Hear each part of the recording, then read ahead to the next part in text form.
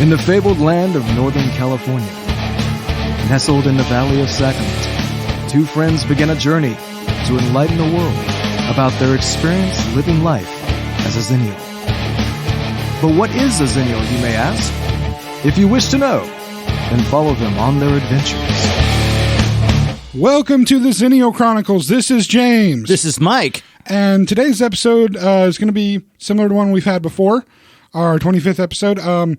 We're going to just have a conversation about a few things. This is inspired by me arriving here today and noticing and commenting on the coffee cup that Mike is using to drink his coffee in.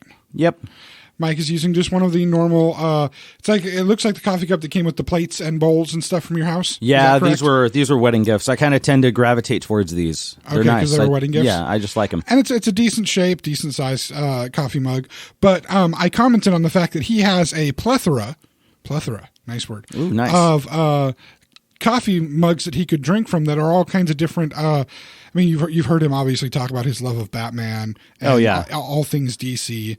I think I even got him recently a Star Trek one. You got us a few of them actually. Yeah. You got us the cool like 60s style like margarita glasses. Those things are awesome. Yeah, little martini glasses. That's what they are. Great finds at the Goodwill. Mm-hmm. Oh yeah. And I'm always looking for stuff like that. This stuff's fantastic. I grabbed the Star Trek stuff because I have enough friends that are Star Trek fans. I don't keep them for myself. I do have. I don't know if I told you. I do have 2 Search for Spock pint glasses. Cool. That are actually original Search for Spock ones. Got Spock on them, got quotes and stuff from the movie or stuff nice. About the movie. But those are already promised to somebody else, so. I can understand that. That's okay. For you. But it's all good. I'm starting to run out of room for my collectible glasses. I've got just up the wazoo I've made so much more room for that. I at some point you haven't been to the house that we've lived in for the last couple of years, just schedules and whatnot. Yeah. At some point I got to get you up there so I can show you the loft. Cool. Because the loft is there could be more Star Wars heaven to it if I had more money to buy more Star Wars stuff. Is it the same? It's not the same house that I went to for like the football game, the Super Bowl. No. Years ago. No, different house. New house. Okay. Different house. This loft is actually at that old place. The loft was our bedroom for a while, and then it became kind of a playroom for the kids. Oh, nice. This loft is my room. Oh, cool. Your game room. I've seen a picture or two. It's my game room / music room / yeah. I showed you a picture. In fact, one of the pictures on the Facebook for us is my former lightsaber collection. I have more. Your man balcony. I don't like that kind of terminology because women are more than welcome. Well, at least my wife is more than welcome. Other women. Oh, really? Wait. That's like an exclusivity thing. I just figured that's the thing full of all the things that you like. No, the man. To me, well, maybe it's my personal interpretation. The terms like man cave or any.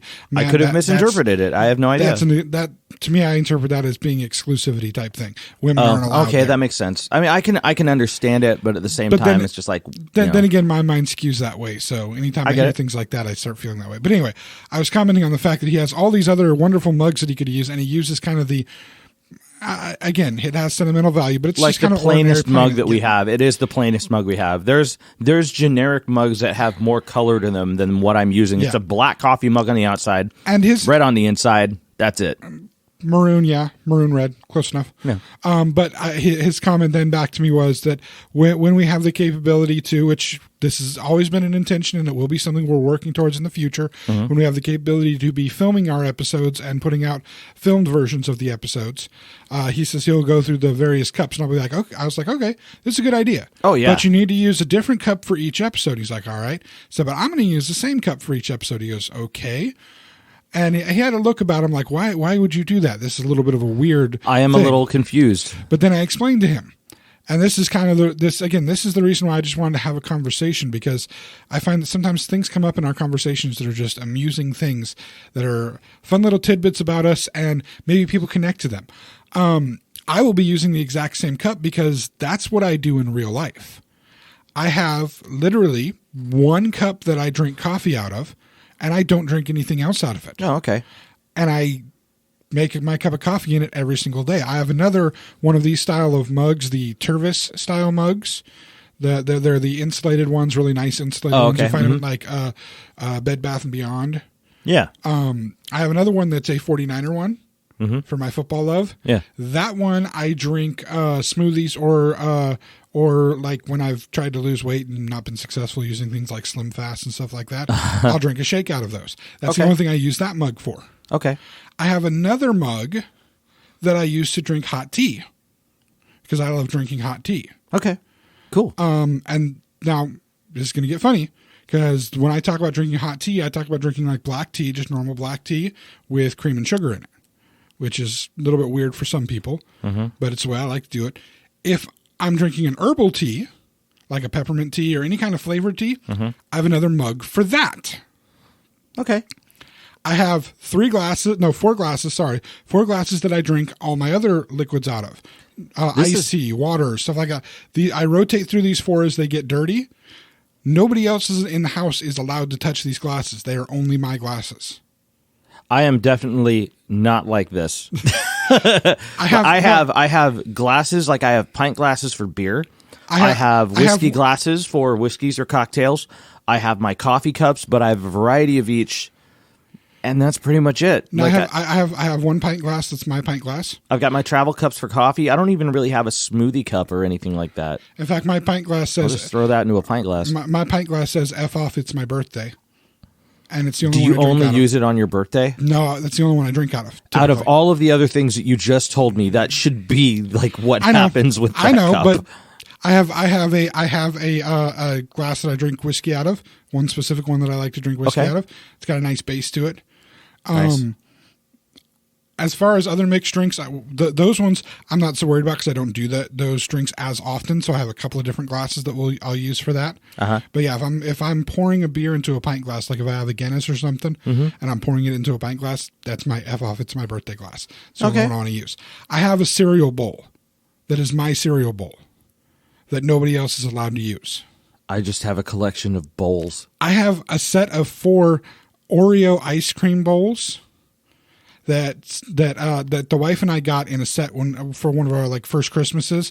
One of my family members it was a really nice moment because it was our first Christmas her and I were together. I think it was right the day after I decided I was going to ask her to marry me. That I decided I wanted to marry her, and we were at this family member's house for Christmas or before Christmas, picking up Christmas gifts. Okay. And this family member had given us a joint gift, and it was this Oreo cookie set. In fact, you may or may not even remember having seen the Oreo bowls at some point or another because you lived with us after that point in time. I don't remember seeing those. But there's a few people who would know, one sadly who's no longer with us, who would know that those bowls, you're only allowed to eat ice cream out of those bowls. I won't let people eat anything else. If people use them for any other purpose, I get really, really mad. Oh, okay. Will you not eat ice cream out of any other bowls and only those bowls specifically? I typically only want to eat ice cream out of those bowls. Yeah. Okay. I mean, I get it. Those are my ice cream bowls, and they're supposed to have ice cream in them. I could understand that. I mean, that's that's not the way I roll, but I can understand. I have 2 forks in the silverware drawer that the wife and I fight over because there are 2 forks that aren't a part of our set. Okay. They're just 2 random forks that somehow or another became part of our set of silverware, but they're not part of we have 2 sets of silverware that got combined together at one point. These 2 are not part of either one of those sets. They're just 2 separate forks that somehow became part of our silverware drawer. We fight over these 2 forks because we only want to eat with these 2 forks. I can't explain why. It's just I love those 2 forks. She loves those 2 forks. I've got a certain type of fork here. I think I've only got one or two left. It's a fork that my parents, like, it's one of the forks that my parents gave me like way back when I first moved out. Okay. And I grew up with this silverware. Yeah, so it's like and it's got a good like solid round handle on it. Like for some reason, like I don't like the flat the flat decorative type looking cheap forks that you get. Like this thing is like a solid, like it's almost like a fork with a knife handle on it. It's nice. It's decent. It's a good grip. I don't know why I really like using that fork at any point in time. I don't care what I'm eating. That's the type of fork I like to use. I will use other forks. It's not like I have a thing, but if that's the fork in the drawer, or if that fork is in the drawer, that's the fork I'm using. No, these two forks I'm talking about, there are times that I will clean the forks just so that I can use that fork. I can understand where you're coming from with that. And it's like my coffee pot at home. The only other person that's even allowed to touch my coffee pot at home is my wife. Nobody else is allowed to touch it. Oh, okay. And this is a thing about me. I mean, my dogs aren't allowed to touch my coffee pot either, so that makes sense. If your dogs touch your coffee pot, that's an interesting thing. I would give them credit for that. I'd actually be proud of them for that. Because just so people know, his dogs are very small, and his counter is much higher than them. Yeah, I think we've got one dog that may be capable of jumping on top of that counter, possibly two, but they are definitely not interested in doing it. Yeah. No, it's just I have other adults that live in the house. So luckily none of them are big coffee drinkers. Well, the one that is a big coffee drinker has her own coffee stuff that she takes care of. But what I'm trying to illustrate is I have done this kind of as a mental exercise for myself, and I realize that I am a very possessive and anal person when it comes to the things that are my things. I typically don't like people to mess with the things that I've identified as mine, and I know why. And this will be interesting and I can say why you probably don't have this problem. Okay. Your siblings. Yes. What are your age differences? Pretty I would close? Say relative. No. What's the closest to you age wise, as far as number of years? Well, okay. So technically, my closest sibling is my stepsister, and she's born in the same year as I was. Okay, and were you raised in the same household? Sort of. I had a split household. Yeah, so you spent some time with her in a household. Yeah, a little bit, but it wasn't a large amount of time. Okay. And I never went out and lived with my dad for an extended period of time, except for maybe during, I think it was like a year and a half. I was in middle school-ish, okay, give or take. So but she wasn't living there. So she was living with her dad. So the next sibling that I lived with, the one that I consider a sibling household, we're like 4 years apart. Okay, see, and that's the key. 4 years. You were still young when that one was born. I would, yes. So you can't. Can you say that you really remember much of a life without that one being around, even as at least as a baby? No. Okay. I think I understand where you're coming from with this. I have older brothers, but they lived with their mother. Yeah. And they only came to visit us during the summertime. So it was almost more like a relationship between cousins. Mm-hmm. As much as I love my brothers, and I do, and they are my brothers, the way the relationship worked, because we didn't see each other that much, the two of them were very close because they lived in the same household. Right. They were only 2 years apart, 2.5 years apart. They were very, very close with each other. Okay. And they still, to some extent, have closeness with each other. They communicate on a regular basis. One lives in the middle of the U.S., the other one lives in California. Okay. And so but they still communicate with each other. And they still have that closeness.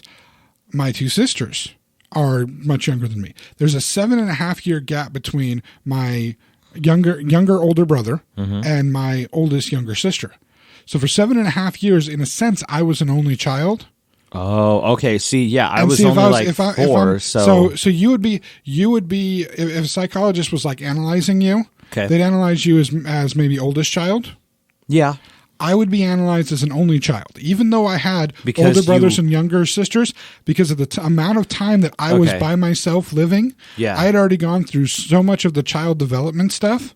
You have a solid memory of being an only child. Yes. I have a solid memory of being the only one there. And as a result, I think that's why I am so possessive over my objects. These are my things, because when I was growing up, I had glasses and stuff that were mine.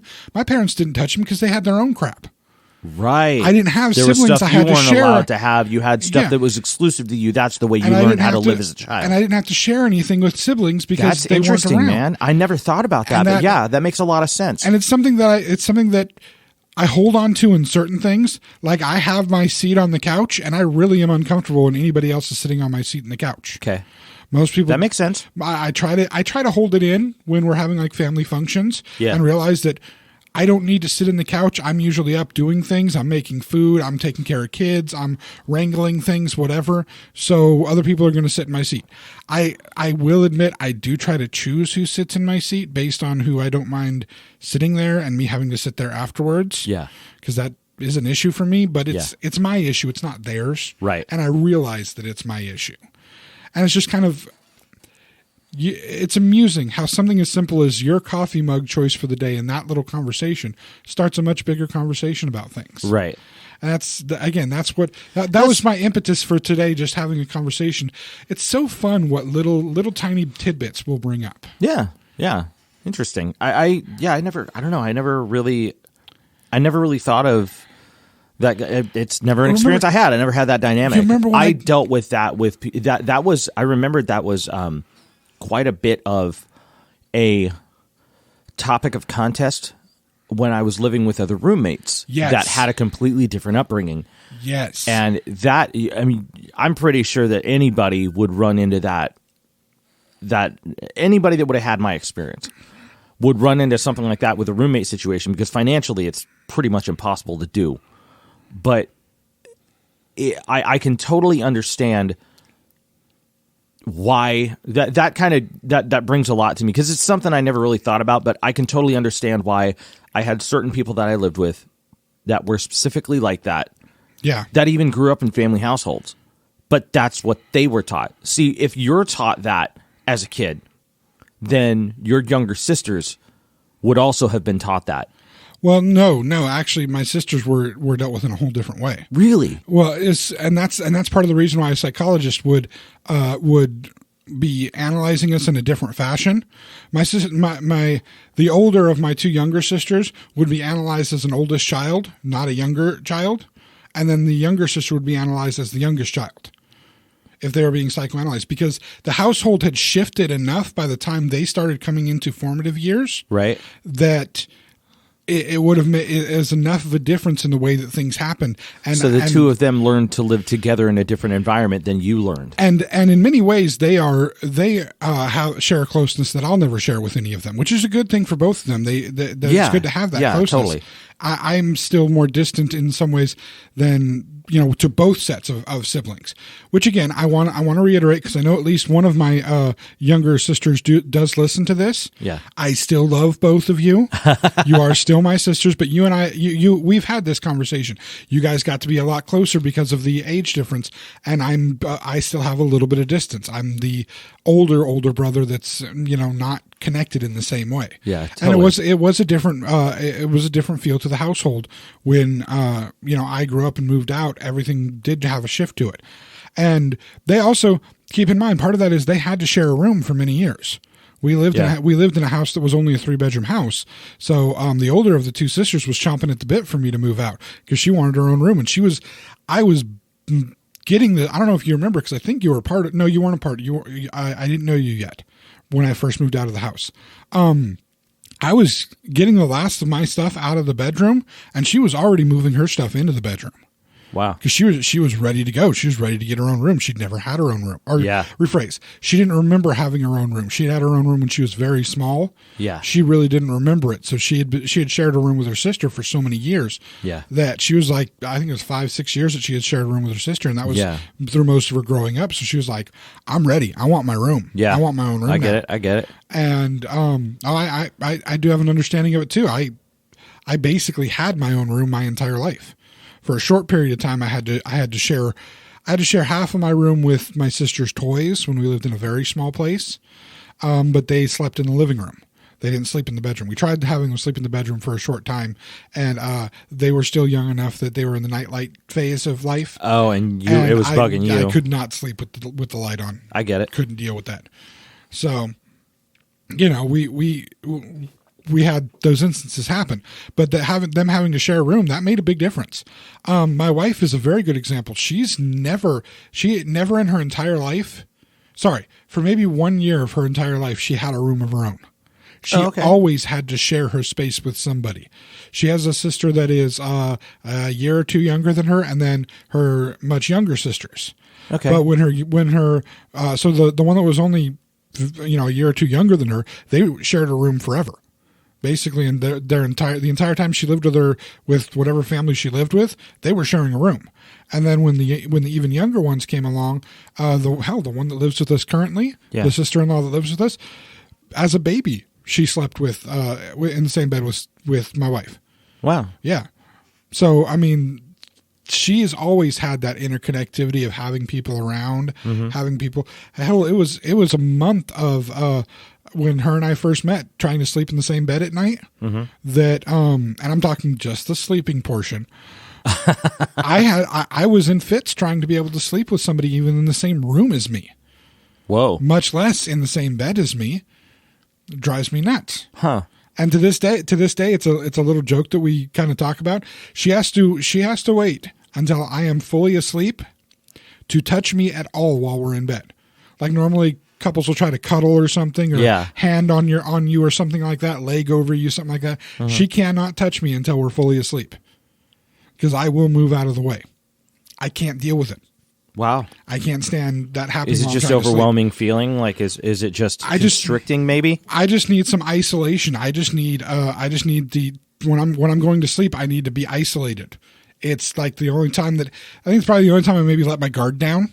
Okay. And so I need that isolation to be able to get comfortable enough to be okay going to sleep. I used to be horrible when we'd have sleepovers as a kid. I'd go to people's houses for sleepovers. I maybe went to 3 or 4, and I couldn't stand it because I had to wait till everybody else went to sleep before I felt comfortable going to sleep. Right. And then I was awake before anybody else was. So you get those sleepovers that go to like 2 o'clock in the morning, and people start getting up at like 6 because their mental clock is already trained to get up that early. Yeah. I got no sleep at those things. Yep. I was down in as many sodas as I could sneak from whatever family we were, was holding the party, because it just was too much for me. I couldn't deal with the anxiety of being around other people and trying to sleep at the same time.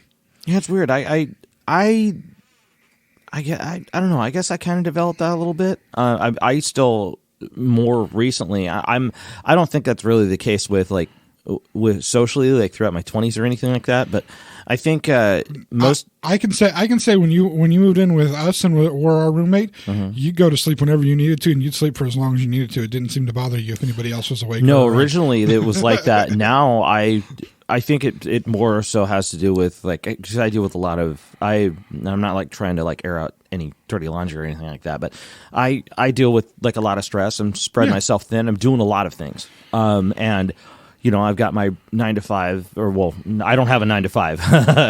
I have my regular, I have my weekly gig, and then I also have my weekend gigs that I deal with, and then I have other extra work that I'm dealing with. Like this. My stuff is, my mind is constantly processing. So yours is how am I going to do the next thing? Yeah, yours is more of a mind is just too busy. Yeah, kind of it's thing. constantly working. It's constantly trying to figure out the next step in what I'm trying to do. So which is to be terribly most of the time, and I also am getting up early. Well, and that's to be understood for somebody at your really point badly. in life.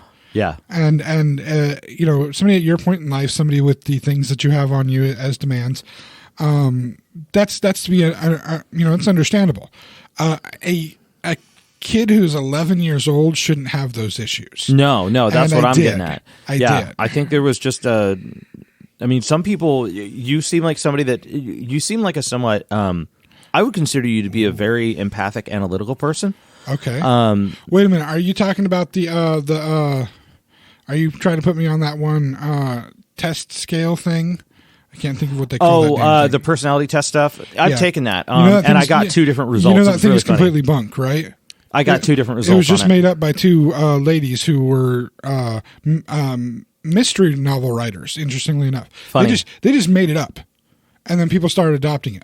But it's completely bunk, and it means absolutely nothing. But anyway, go on. I can see it. No, I'm just saying that just generally looking at your personality and responses like that, I think you're somebody that, well, first off, I already know you as somebody that's constantly analyzing your room, regardless of what room you're in.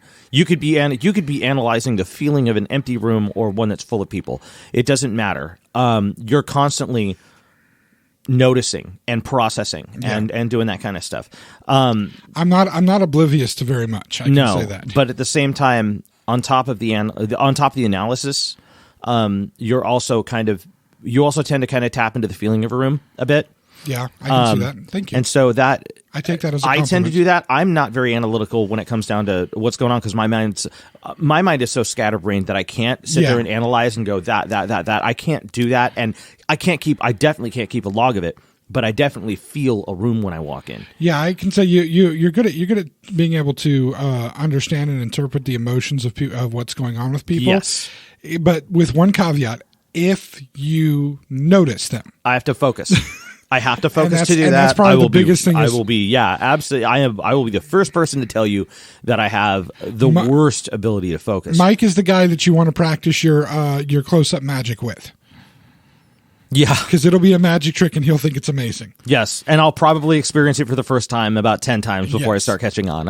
I'm pretty gullible when it comes to stuff like that. And I will think it's amazing if you pull it off right, just because I understand the manual dexterity that's necessary to pull it off right. I wish I could do the magic tricks. I know how many of them work mechanically. Yeah, my hands are just too stupid to do them. I have clumsy hands. What's funny is that a lot of the time I can do a bit of I've gotten better at this short-term analysis in order to handle any types of situations. Okay. I tend to work well in an emergency situation because that's good. I stop and I start taking care of everything that's happening at once because I'm able to tap into what everybody's feeling at that time, and I use that to try to help solve problems. See, I've always seen that as a really good way to establish what a person's real personality is, what the true self is of a person is, and I mean, I'm not the first one to do this. The guy who wrote The Art of War.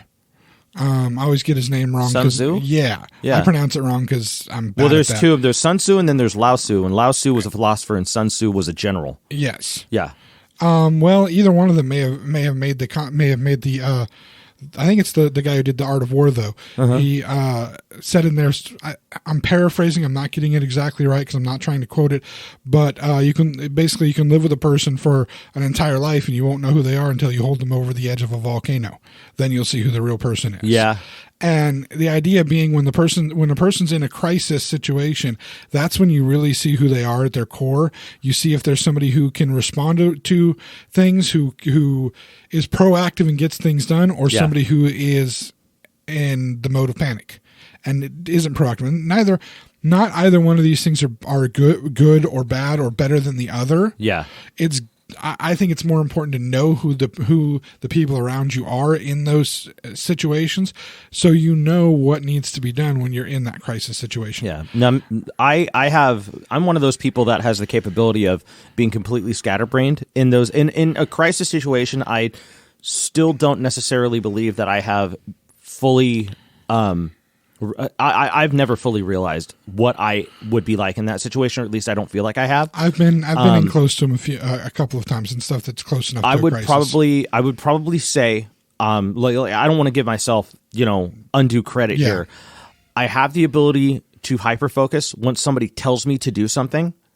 If I know, I can take direction very quickly and concentrate on a specific job. Example would be to throw it into military understanding, just so that we can have rankings to understand things. Yeah, you would be good in a role of, say, like a lieutenant or captain, in that if your general could tell you, "I need you to do this."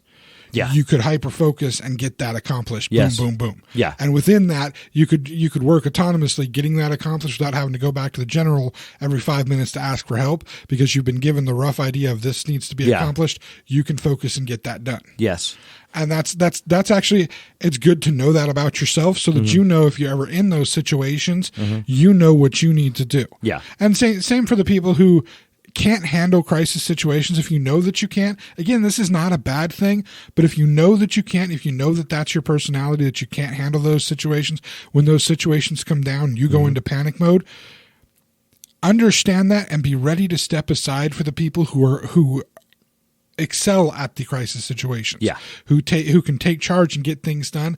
Be ready to step aside and listen and do what needs to be, so that the whole thing can go know where your personality role fits and fall into that. Yep. If you unless obviously you want to change your personality role, if you want to try to do better at those things, but if you want to be yourself, just know where you fit in that and let the people who need to take charge. Like I said, I've been in a few of those situations. My father is an excellent example of somebody who's a very, very calm individual in the majority of his life, very calm, very gregarious. Yeah. He'll sit and have a conversation with anybody. Just really, really easygoing guy. But when there's a crisis situation, he will do something similar to yours. He'll kind of do some analysis. If you give him the task, he'll do the task. Yep. If nobody else is there to take charge, he will take charge and get things accomplished. Yeah. But he waits for somebody else to step up because it's not in his nature to take charge of everything. He only does it when it's necessary. Yeah. He's more of the understanding of put me where you need me to be and I will do what you need me to do to the best of my abilities. Yeah, that sounds a lot like me. I had him, as an influence on me growing up and through a few crises. I mean, we did have to do a fire evacuation where the house was up in the hills, up in the woods, and the fire came all the way to our property. I mean, burned all the way to our property edge. So our house was in danger. We had CAL FIRE up on our house, hosing our house down, moving stuff around, making a fire break in our yard. They saved our house, literally. Wow. From being burnt in this fire. But I remember the evacuation process of doing that. And I remember driving out one of the vehicles evacuating. It was me with, I think my sister's in the car driving out. And it's a scary thing, the glow in the sky. And I'm a kid. I'm 17 years old doing this. Wow. And even then I was focused. I did what I needed to do. Yeah. I knew what I needed to accomplish and I got it done. Yep.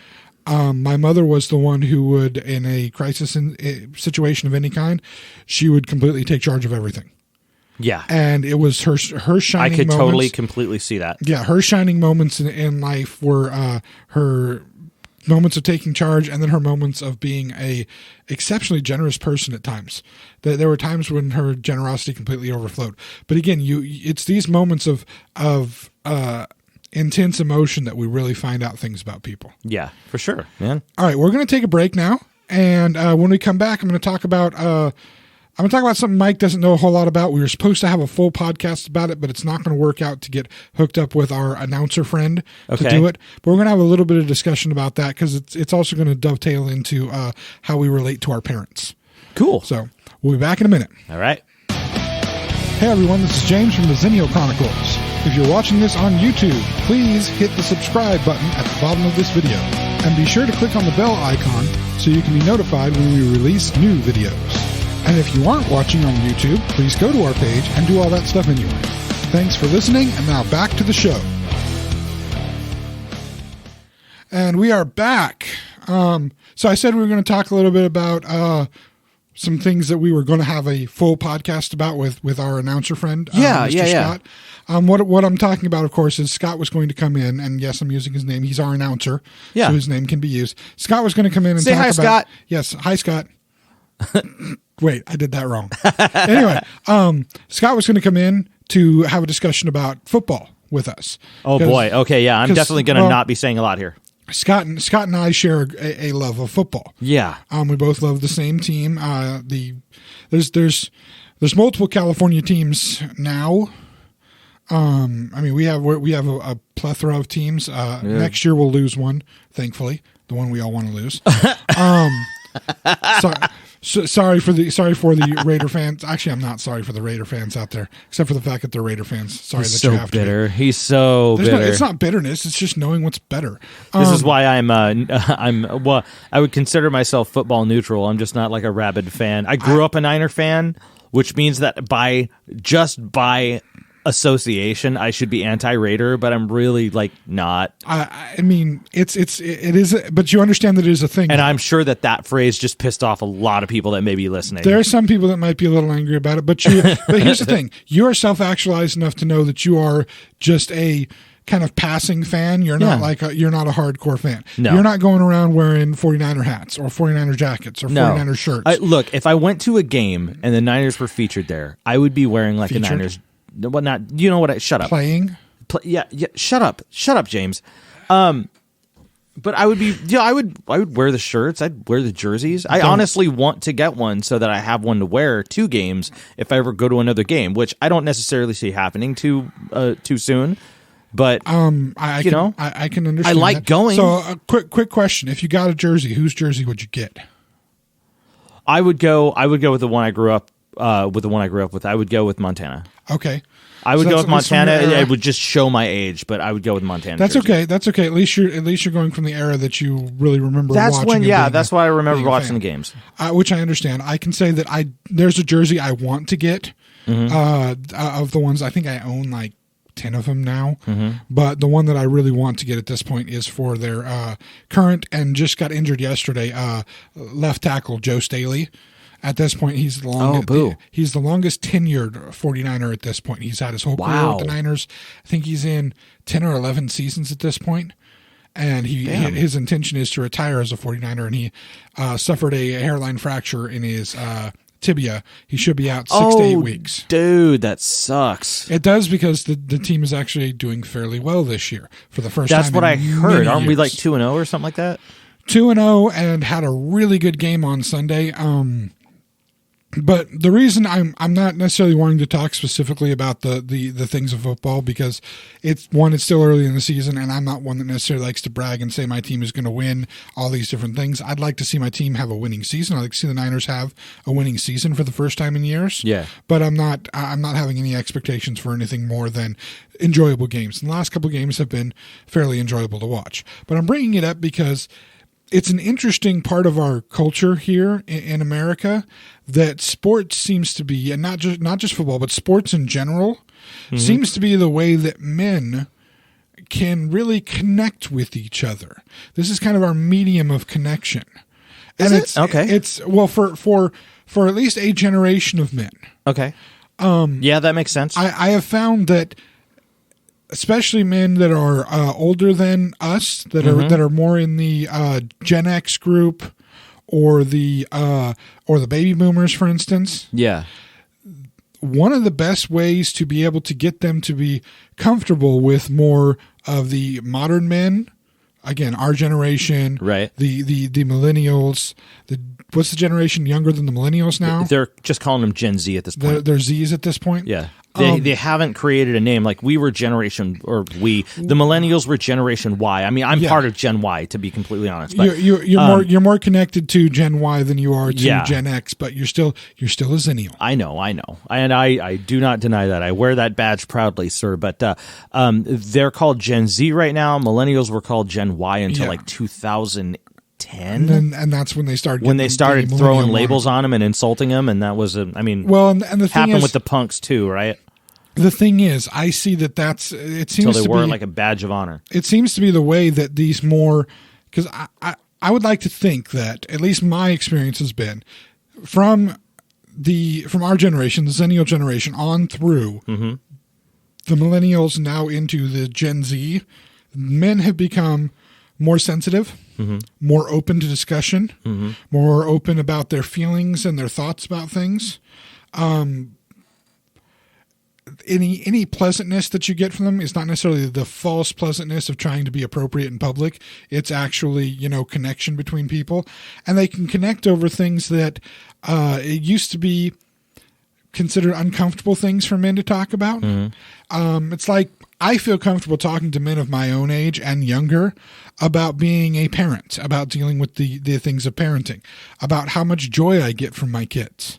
Okay. About how, the little silly things that they do are just amazing things that make me feel great. The kids make me laugh. The kids make me cry. I feel comfortable saying these things to the younger generations. I noticed that with, I'm actually friends with a couple of younger parents, and they have that same... They're proud to talk about their kids. And they don't mind saying things like, this silly little thing that they do just makes me smile and feel so much joy. Yeah, I see that a lot. And they connect in a different way. Whereas men of some of the older generations, they were taught, as the way society was working, that men had to be more reserved, more closed in, keep some of that stuff more inside, not express it in the same way. And that has essentially become dangerous. It became hard to connect. I mean, how many times do you... Let's think about a song that's been covered by at least, I'd say 3 or 4 different artists. You can tell me how many more. But the Cats in the Cradle song. Oh yeah. How many artists have covered that thing? I know. I remember first hearing the Ugly Kid Joe version. Yeah, but that's honestly my favorite version. I mean, don't get me wrong, the original Cats in the Cradle is fantastic, but the Ugly Kid Joe version, which I'm not even really that big of a fan of Ugly Kid Joe, but they nailed that song. Well, that song touches and reaches so many people. You look at Field of Dreams, and the idea that the best part of that movie for so many people was the fact that their dad was back to be able to play catch with. Yeah. Sorry for spoiling it. If you haven't seen that movie, either do or don't. It's really long and boring.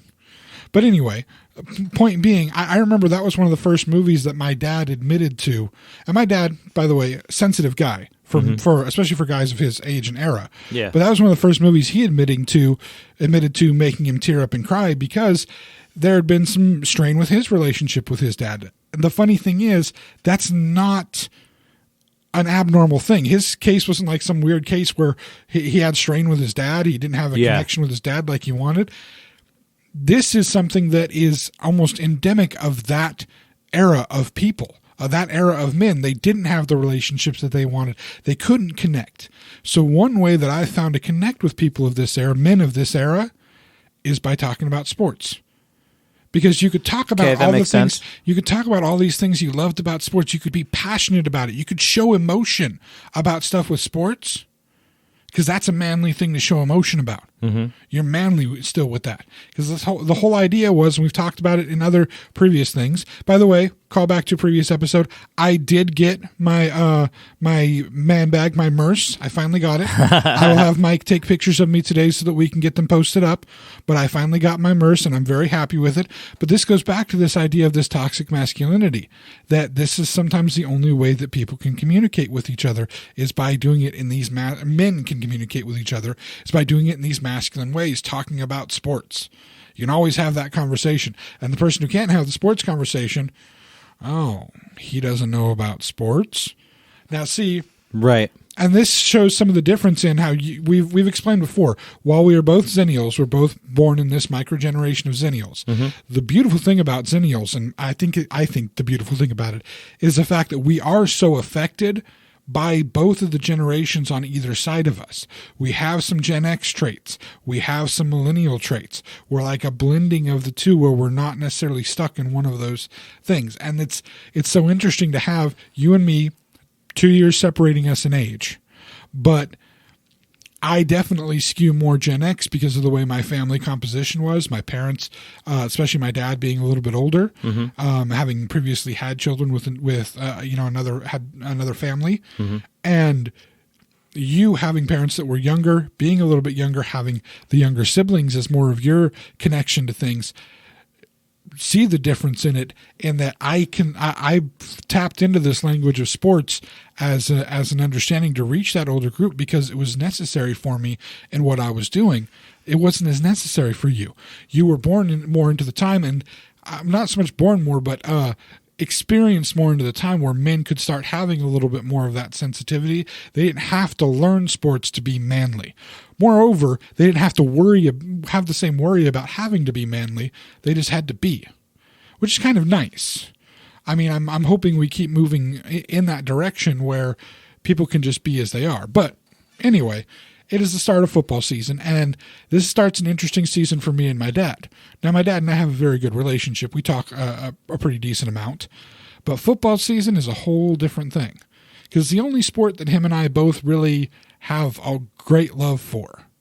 And it becomes a literally daily discussion about what's going on. Now, this started back in August when training camp stuff was happening and preseason games were happening, but it goes into full force once the season starts. And I'll be sitting watching all the games on Sunday, and all day long I'm getting text messages from my dad about all the different games happening, all the different things. That's kind of cool. If we're watching a 49er game, I know he's watching it wherever he's at, and if it goes 15 minutes and I haven't got a text from him, I wonder what the hell is wrong. Huh. But it's okay. it's just a nice, interesting. Well, the thing is, I don't have that experience, and funny enough, my dad. So I've got. I'm going to talk about both my fathers here. I've got my blood father and I have my stepfather. My stepfather, who would have, I guess, I don't know when we're talking about, kind of like man's man kind of a thing. Yeah. That's kind of his personality. He's worked construction his entire life. Yeah. He was, his family is mainly from, a lot of his family is mainly from Arkansas. Just kind of, I wouldn't necessarily call him a good old boy, but he's not, he's dialed back. Yeah. I didn't get a lot of, as far as, and he's just a dialed back, pretty calm guy. But from what you would assume of everything else that he kind of may put out, you would assume he would be kind of into sports. Totally isn't into sports. His mind ain't even in it. He's just like, I got other crap to worry about. Well, is he the one he that just worked, never got into it. Is he the one that worked in computers? No. No, he's not. No. Okay. My blood father did. Okay. My father did. He was the one who was like super into sports and was a Niner fan. But dude, he was football, basketball, baseball. He watched all of them. He was super into them. And I just he was the one who took me to baseball games. He was the one who, was kind of pushing when I was into. He was the one more so that pushed me into being into Little League, and I was just super disinterested in it the whole time. I actually wasn't allowed to enter Little League. You weren't allowed? No, my mother wouldn't let me. Oh. She Why? saw it wasn't before football. No, she saw before it became a trending thing. She saw the toxicity of the parents. Before this became a trending that would thing make sense. and a trending issue, she saw the toxicity of the parents and the pressure the parents would put on the kids and how it made a toxic environment for the kids trying to play. And she wanted nothing to do with any of that. Okay, that's pretty. Yeah, that's pretty hefty. I think part of it. I honestly think part of it was she was afraid that she'd end up going to jail for beating the crap out of one of the parents when they said the wrong thing to their kid.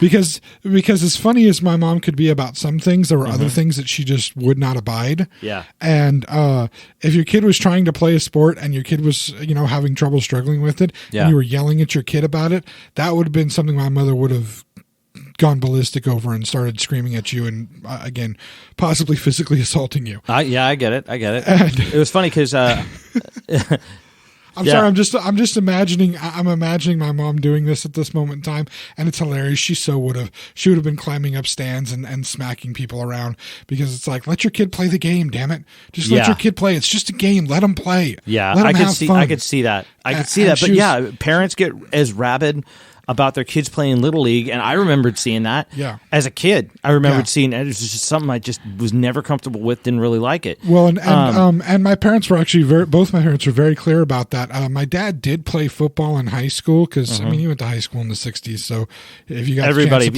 you got a chance to play football, you went and tried to play football. Yeah, and he did play to an extent. But when I asked him about it as a kid about whether he wanted me to play sports or anything, again for the generation that he grew up in, he was a very progressive person, and he said to me, son, I don't care what things you want to do. If you want to do them, I'm going to give you the support for doing them, but I'm not going to force you or push you into doing any of those type of things. Those are your choices. That's up to you. If you want to play baseball, I will give you the support that you need. If you want to play football, I'll give you the support that you need. But I'm not going to make you feel like you have to do any of those things for me. You're doing them for you. They have to be. They have to be for you to do. Wow. And I mean, I'm sure he used different words, but that was basically the message that he gave across to me. In that is that he wasn't worried about me doing any of those things because he may have done them or because he may have wanted me to do them. He just wanted me to do what I felt like doing. I wanted to play football as a kid. I thought in ninth grade I'd have a chance to play football. I was 5'6" in ninth grade. And I was pretty quick. I was about as quick as everybody else around me at the schools that I was going to. And it's like, all right, I might have a chance maybe to make a JV team and see what I could do from there. And I'm only 13 and I'm 5'6", going to be 14. Maybe I'll have a couple more inches to grow. If I can get to at least 5'10", 6 foot, that'd be great. And there's people in my family that are that tall. Right. So if I can get there, that'd be great. Maybe I could do something for football. I never had the kind of skill I would ever have thought I would have gone professional. But maybe I could get a college scholarship playing on a college team somewhere. Not a good one, but at least a college team somewhere. Yeah. And I never got taller. And let me tell you something right now. In football, now, I was never very good at basketball. I kind of liked playing, but I was never very good at it. And I was only middling decent at baseball. About the only thing I could do interesting in baseball was I could bat switch. Oh, cool. I can't throw with my left hand for nothing. I mean, I can't throw any. I mean, you would laugh at me trying to throw even just like a a wiffle ball with my left hand. It's hilarious. My left hand is almost completely useless. I can't even pick my nose properly with my left hand. Okay. But batting, for some reason, it wasn't a difficult thing for me to bat switch. Interesting. So I could bat right-handed, I could bat left-handed, but I couldn't do anything else with my left hand. Huh. Yeah. Weird. But I didn't like baseball. I always thought it was boring. I wasn't really a big fan of basketball. And the only way you're going to get good, you're going to get a chance being 5'6" in football, you better be the fastest guy out there. You could possibly be a running back at 5'6". I've seen it. There's a guy that played for the Niners, Dexter Carter. There's a guy that played for the New York Giants, Dave Meggett. Those guys were about 5'6". Otherwise, if you ain't the fastest guy out there, you are not going to get anything at 5'6". Because you got to realize the guys tackling you are like 6 foot, 6'2". Yeah, if you're trying to be a receiver, you're up against a defensive back. The shortest defensive back you're going to find is probably going to be 5'10". And so he's already got 4 inches on you. Yeah. You are not getting the ball. He's going to bat anything away unless you're able to run past him and break free. You're not getting it. But anyway, point being, football becomes the thing that my father and I end up talking about, and it's kind of nice because the upside is it's not the only part of our relationship.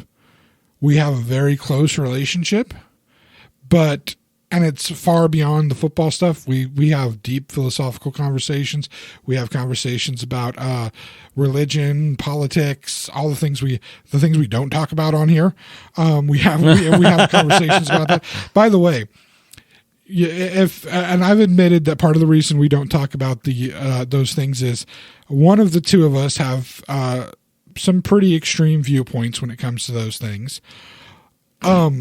If you were to sit and talk to my father, and I'll admit I'm the one with the extreme viewpoints. I was going to say, Mike is the more moderate person. Go ahead and take a guess as to who. Mike is by far the more moderate of the two of us. I'm the one that's a little more extreme in my views, but I would love for you to have a conversation about politics and that kind of stuff with my dad, because while my views are extreme and reactionary, they are definitely rooted in facts and things that are actually happening. My father has gone a little bit on the side of the occasional conspiracy theory stuff, which I think part of that is a function of again, age and generation. I think everybody from the boomer generation starts going conspiracy theory at some point or another, but it's a little fun to talk to him. I can understand at one point, people being sick of seeing so many things. Well, when you have a reveal, for instance, my father was a young man in his early 20s during the Vietnam era. Okay, he tried to enlist in the Air Force 4 different times, in the hopes that being in the Air Force he wouldn't have to go into direct combat and get drafted. He tried to enlist in the Air Force 4 different times. He failed 4 physicals. Now, this is back in the Vietnam era. He failed 4 physicals. They were taking anybody at that point, His blood pressure was so high, they were wondering why he was even still alive sitting there in the physical. Whoa. So they actually designated it so that he would never be drafted, never have to go into the military, because his health was not at a point where they felt comfortable putting him in. So he basically got a military exemption from any kind of military service. One of his best friends enlisted in the Air Force, which is one of the reasons why he was trying to go there. He was looking for a way to not be in combat because he didn't want to go fighting people for something that he wasn't necessarily sure about the reasons behind. Interestingly enough, one of his other best friends went and for some reason enlisted in the Marines instead of being drafted into the Army. The few stories he has told about being there makes me wonder why at that time frame you would have enlisted in the Marines instead of the Army. The Marines were given way less money than the Army was, and way less supplies, and way less everything. They were basically just dropped in a jungle and told to go do things, and really didn't have much in the way of support. It was not very comfortable for Marines at that time period. Now I understand. We have at least 1 or 2 friends that are mutual friends that are former Marines, or in their mind still Marines, because there are some of them who never believe you're never an ex-Marine or a former Marine. You're always a Marine. You're always a Marine. And once you start, you don't stop. And for them, it's a thing of pride to have been a Marine. Totally. Interestingly, I have actually found more people that are Marines or were serving in the Marines that were cross-dressers. Not now. Let me be clear about this. They were men still who identified as male, who just liked to cross-dress occasionally. Okay. I found more of them as that were Marines than any other demographic group, and definitely any other military group. For some reason, you mean like I've known Truman? I've known Truman, right? Was he the one? Truman, like what? President Truman or Capote? No, not Truman Capote. President Truman. I don't think he was Wasn't a Marine. there a president that liked to cross-dress or something like that? Wasn't Truman. I can't remember which one it was. Truman was actually a pretty kind of stiff stickler president. He met. I may just be remembering like off-color jokes and stuff. Interesting my childhood. Maybe I can't remember. I can't think of where that came from. I was going to say an interesting point about. I swear that there was a president that I could have swore that there was a president that there were rumors that he liked to cross-dress. Maybe Ford. Maybe that was it. Although Ford was a model. He was? Yeah, when he was younger, he was a model. Oh. Clothing model. Cool. Interesting note about Harry Truman. He met his wife in kindergarten and told her then that he was going to marry her one day. Married her and stayed married to her his entire commitment. life. Yeah, that's kind of who Truman was. Truman was kind of he was kind of a straight-laced kind of dude. Yeah. Cool. I mean, think about it. He made probably the biggest wartime decision ever. Twice. Yeah, that's true. Most people don't realize it was him who made that. It took a lot of cojones to do that. That was something. But anyway, point being, we're talking about football. Damn my father was alive in the Vietnam era, and so to have years later and in our lifetimes, the reports unclassified and released to show that the Gulf of Tonkin incident, which is what was used as the reason for the United States to get involved publicly. Now they were involved in Vietnam prior to this, and we could one day, if you ever want to, have a discussion on the actual historical facts around Vietnam, not opinion based, but actual facts of some of the timeline things that happened, why things happened, based on the opinion or based on the facts. Again, whether it was right or wrong, whole different story, but this is what led to these various things. The Gulf of Tonkin incident is what led to the United States being openly involved and openly sending troops, instating the draft, and that's where a Vietnamese or Viet Cong specifically boat apparently fired on a U.S. boat. Oh yeah, okay. The Gulf of Tonkin incident was proven when these papers were released, CIA papers released, that the Gulf of Tonkin incident was totally faked. It did not actually happen. Whoa. It was a completely faked incident used to basically get the public behind as much as they could. Get the public behind. So this was a propaganda. Yes, it deal. was faked. Like legit has been proven that the Gulf of Tonkin incident was. Like official, we're not talking conspiracy theory. No, this is official government papers stating that yes, we faked this incident so that we could get into the war. We could have reason to get into the war. So the thing is, that's been a conspiracy theory for years, and then the papers come out to prove it. So people of his generation, I can understand why they get into conspiracy theories because many of them have been proven. I didn't know anything about that. I didn't know that that paper came out. How long ago was it proven that the Tonkin incident was faked? I think it came out somewhere between 10 and 20 years ago. I will do the research and find out for sure. So it's a more recent thing that's come out. Because I remember hearing about it. Yeah. But it wouldn't have been like I would have been out. That means I was out of high school before it was proven false. Well, and here's the thing to understand. Your high school wouldn't have told you anyway. No. Because your high school is told by a group of people. I don't want to get too conspiracy theory sounding. Basically, the curriculum you're supposed to learn in high school when it comes to U.S. government and U.S. history. Well, it's got to be government approved, essentially. That would make sense. There is a board group that approves and sets up the guidelines of what you're to be taught in those things. And does that go by the wayside once you hit college? Because I remember hearing some off-color stuff from a few college professors when it came down to U.S. history. College professors have much more leeway in what they are allowed to teach you. Cool. And they are not necessarily strictured by the rules of public schooling. If you are in private schooling and or in certain types of charter schooling, sometimes they can get away with teaching you a little bit more, a little bit different, because their curriculum isn't set in the same way. Interesting. Now, there are many reasons why the curriculum is set that way, but that's a whole nother discussion to get into. Oh, yeah, totally. And I don't want to necessarily get into something like that, but I find it interesting. Well, that's a discussion we could have at some point in the future. Yeah, talking maybe about those type of things. But anyway, the important point that or the original point that I was getting at was football as a medium, sports as a medium to be able to interact with people. And it's just this time of year, it always just strikes me again because, again, my relationship with my dad is great. He has a busy life, and so we talk, but it's not necessarily super regular, but it's regular enough that we are in contact, and the contact is good contact all the time. There's never any issues.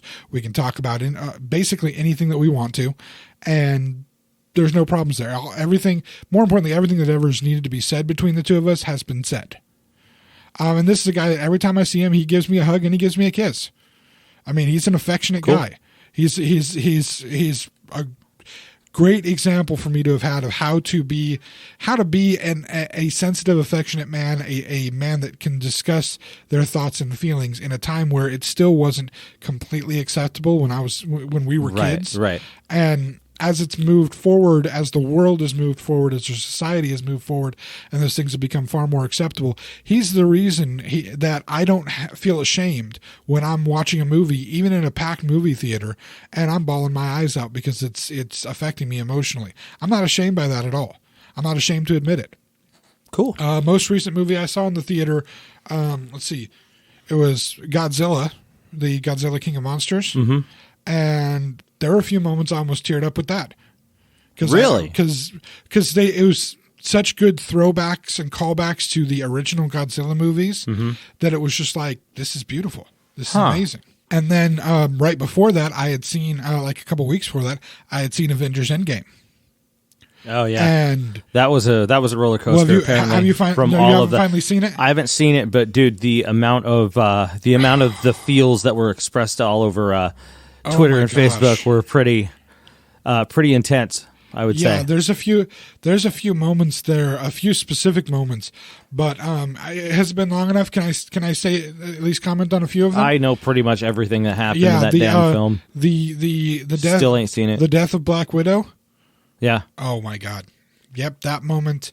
There in the final battle alone, I don't think I had a dry eye the entire time in the final battle. Wow. Because as it's happening, as it's unfolding, you're seeing all of these things that are like, it's just beautiful moments. When Bro Thor powers up. Bro Thor. Well, there's a moment even before that when Bro Thor goes to Asgard and sees his mom, who's dead. His mom died in Dark Planet, in Thor Dark Planet. Dark Planet. Is that what it's called? Dark World? Dark World. Dark World. Yeah. In Thor Dark World, his mom dies. Oh.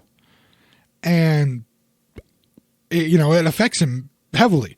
So, for somebody who's, of course, had the experience of their mom dying, to go watch Thor get a chance to talk to his dead mom again for a few moments, yeah, that'll get you teary. I can get it. And then the moment that I think I finally lost it in the final battle, Avengers Assemble. Right. But I was talking about the Bro Thor. When Bro Thor powers up, because he was in Asgard, so he got Mjolnir, which is how it's at the final battle, and he has Stormbreaker. He calls both of them to them. He does the full power up God thing like he does in the first Thor movie where he gets his armor and stuff, but he doesn't slim down. He's still Bro Thor with the armor. So he's got the fat belly, he's got the gigantic beard, but like braids appear in the beard, and so it gets all powered up, but he's still fat Bro Thor. And so for a fat dude like me, it was like, and they chose to do this specifically. There was question whether they would have him slim up and turn back to normal buff Thor, right, or if they'd keep him like that. And it's kind of the journey of the character, that he's accepted who he is. He's accepted the fact that he may look different, but he is still Thor. He's still worthy to hold Mjolnir. He's still powerful. And even like that, which is just, it's kind of empowering. Yeah. It's kind of like he doesn't have to change back to super skinny, look at me, I'm the superhero. Right. He's still awesome. Cool. And so that moment was just like, oh, he still gets to be fat Thor. That's so cool. Oh, I have a cosplay outfit. That's so cool. Yeah, you're probably gonna see quite a few Fat Thors in oh hell yeah during Halloween this year for sure. That's one of those that's like you're gonna see as many Fat Thors as you saw Harley Quinn's last year, possibly, or year before. I can't remember when Suicide Squad came out. I was like 2 years old now. I will say I'm very happy with Disney right now because of the last couple of movies that they put out. They've given me 2 costumes that I can have for Halloween finally after all these years. Wait, and are you talking like Lebowski Thor as well, or? Well, technically, I have multiple costumes with Thor because I bought a sweatshirt that's the nano suit, the quantum suit that they wear, the red and black quantum suit. So if I put that sweatshirt on over like some gray with some gray sweatpants, I could totally pull off Thor for that moment in the movie. Cool. And then I could possibly get the Thor costume to be able to pull off that because I got the beard, I got the belly. I'm about 8 inches too short, but still, I can pull those parts of it off. But no, 2 years ago they came out with the Star Wars movie, the Last Jedi, and the upside is Mark Hamill's not very tall. I could totally pull off old Luke. Okay, I could totally pull off old Luke. I got the beard. Yeah, all I needed some Jedi robes and a glove for my hand. Black glove for my hand, and I could totally pull off old Luke. When I saw it, that was another one. When I saw it, I was like, oh, Halloween in cosplay. I could totally pull it. Wait a minute. I finally look like Luke Skywalker. Yes. So awesome. All right. I can see it. That's cool. Although I do have, you know what a union suit is, right? No.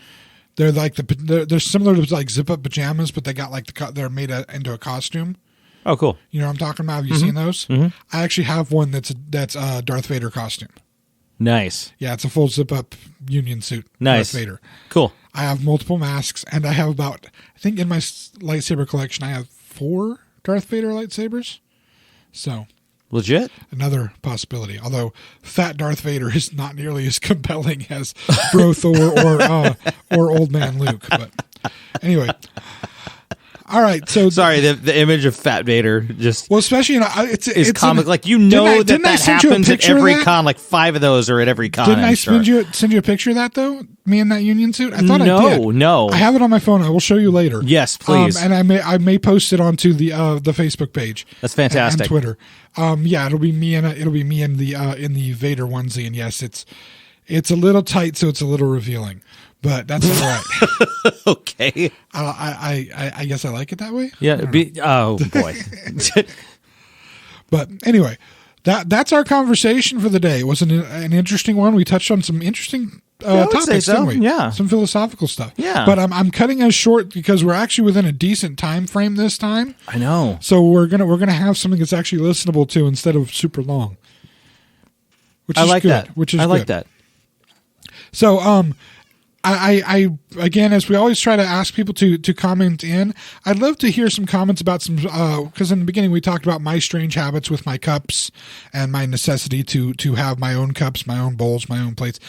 What strange habits like that do you have? What things do you have that are kind of your things that nobody else is allowed to touch? Yeah. I'm interested in that. I mean, I know we had a discussion, you and I once, about the fact that if I ever won the lottery, I don't know if this ever made it to a podcast, but if I ever won the lottery, I would, one of the things I would make sure to do is have my own toilet with my name on it and like a thumbprint scanner so that nobody else could ever use my toilet. It would be just mine. I think I remember because that falls into my possessiveness. I think that was in the like one of the early podcasts. I think so. Yeah. So anyway, that type of thing. If there's anything that you're possessive over like that, any item that's like necessary to you to use every day, please put it in some comments. Let us know. Also, how do you relate to your parents? How do you relate to some of the older people in your life? Is there a thing like football that like I use with my dad or like I've used with other people of that older generation to relate to? What kinds of things do you use? It'd be interesting to hear some other people's ideas. So Mike, if people want to listen to us, where do they find us? Well, check us out at thezennialchronicles.com, or if you don't want to type that much, zencron.com. You can check... I think you should keep that in. Okay, fine. With the word laugh. Boy, that's... keep that in. Dead air. Okay. All right, we're going to try this again. You can check us out at thezennials.com. This is too much, man. No, keep it. I haven't had enough coffee this morning. Okay. TheZennialChronicles.com is where you can see us. Yes. Zencron.com if you don't want to type that much. Speaking of Zencron, you could follow us at Zencron on Facebook and on Twitter. Yes. If you want to hear us in our podcast in any one of the apps that you're using, we are on Google Podcast. We are on Google Podcast. There we go. We're let's see, we're on TuneIn. Yes. We are on Spotify. Thank you. There's always that third one I miss. And also, if you want us on Apple Podcast, what you need to do is open your Apple Podcast app and subscribe to us using this URL, thezennialchronicles.com/feed/podcast. And it will pop up in your subscription feed, and you can check us out from Apple Podcast. Nice. And of course, as always, you can check out this podcast and all of our other podcasts on YouTube. Yes. Our entire archive of podcasts is on our YouTube channel. There's even one or you'll two have to little search videos. us on YouTube for now, but here's the deal. If you or anybody else that you know would be into just checking us out on YouTube, or if you're checking out this podcast right now, go subscribe to our YouTube channel. Make sure you hit the bell icon so that you get notified when we put a new video up. We are trying to get ourselves to 100 subscribers. Yes, 100 is good. Yes, at that point we can get ourselves a custom URL, and we could pitch youtube.com/whatever that's going to be. Chances are you'll probably guess what it is at this point, but we don't know until we can get it. So please subscribe to our YouTube channel if you're listening to this. Please do. Please do. Thank you for listening, and we'll talk to you again next week. Have a good one. Thank you for tuning in, friends. The journey continues next week.